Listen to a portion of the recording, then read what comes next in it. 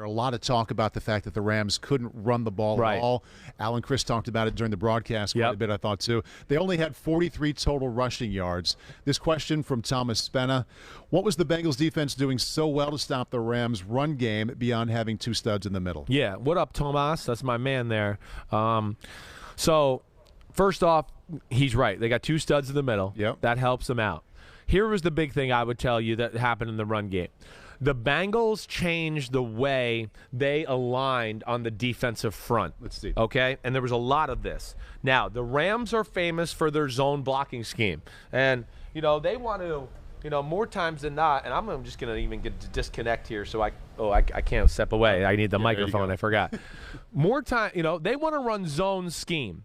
And they want to run it, to explain it here just before we show, like, if they wanted to run the zone play to the right, they want to run 63, reach the defensive tackle on the right, and then kind of get up to the second level and have the center now take over the block that 63 was on, and so on down the line. Where the Bengals did a lot through this game is they played their defensive tackles head up on the guards a little bit. So usually in a 4-down front, you have a nose, right? A shade nose who's right on the center, on the edge of him, right? On one of his shoulders, either way. And then you have a 3 technique. What they did in this game is sometimes they played double 3 technique, so you don't really have a bubble, like an uncovered lineman other than the center. That messes up with the zone schemes. Or, like in this play right here, look at the left defensive tackle. Instead of being a shade nose, he's really in what we would call a 2-eye. He's on the inside edge of the left guard, which it makes it hard on the inside zone schemes. And a lot of the times with these two beasts in the middle, they also just said, and this is not something they always do there, where they just said, you guys two-gap it.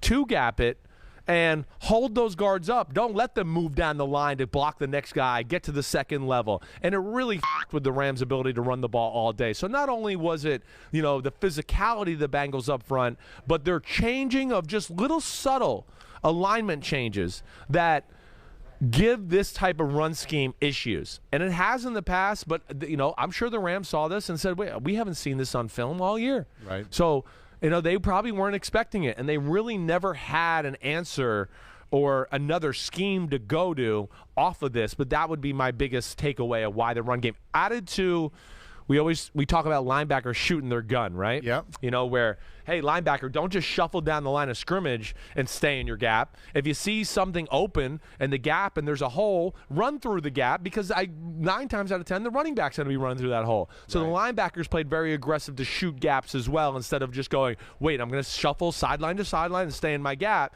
because we know the Rams are masters at cutbacks or setting people up that way, and they just said, nah, we'll clog up the hole. A couple of numbers post-game when you really get into what happened.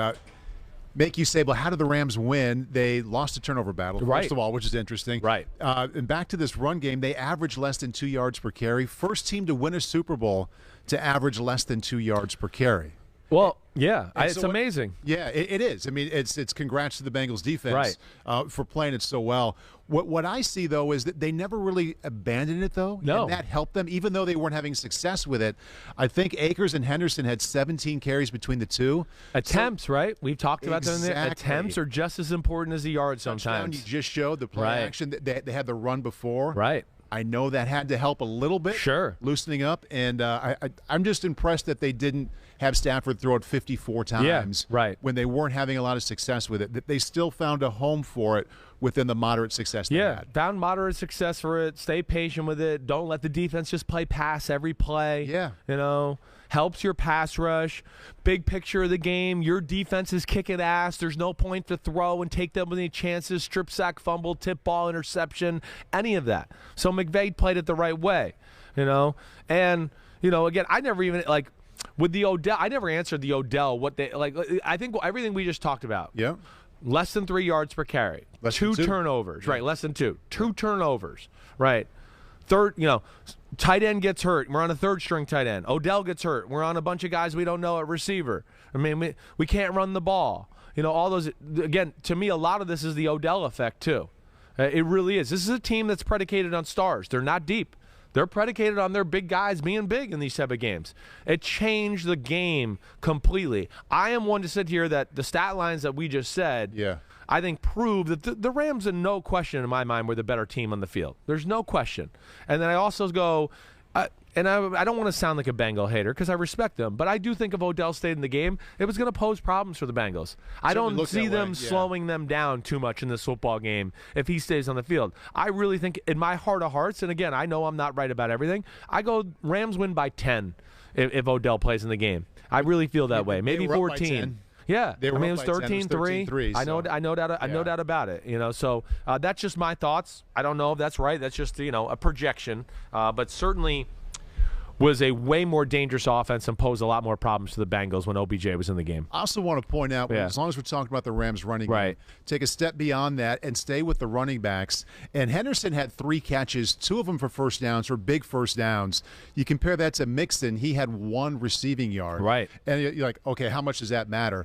In a game where it's a one-score game, where the under is the good bet, all these little things matter, and the Rams running backs found a way to contribute to this tight win much more than the Bengals running backs did. I would agree. Mixon had a smattering of runs in the toss, right? But you're right. It maybe not as many game-changing plays where Henderson had 2 big catches. Yes. The one you talked about, the fake to him, and then he ran up the sideline. Yep. That was the play after Odell just caught a long crosser, right? Yes. So he had that play in a man-to-man coverage once again, open across the middle, 35-yard gain or whatever it was.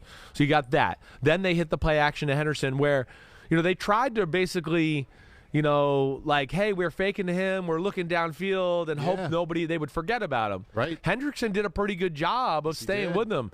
He made a great throw, Stafford, and Henderson made a great catch. And then there was a 3rd down in the 3rd quarter. And it was he was in the slot, that exact same route that we saw. Exactly. It was a slot fade. It was the wide fade to a running back. Wide fade, which, again, is a risky, it's a risky throw. I'm not going to lie. I'm not always like, 3rd and long, I want to throw to my running back. That's not something a lot of quarterbacks would want to do. He had faith in Darrell Henderson. It was one of the few plays in the second half that the Rams won in man-to-man coverage. You got Logan Wilson matched up against Henderson. Henderson did a good job, and Stafford threw him a great ball. But I think those points are real. There's no doubt. And Henderson's, the Akers 8-yard run at the very end of the game to get them down to the 8-yard line, those were some big plays in the game by the Rams running backs. Hi, I'm Mike Tirico, and thanks for watching. Make sure to hit subscribe for the latest news and highlights from NBC Sports.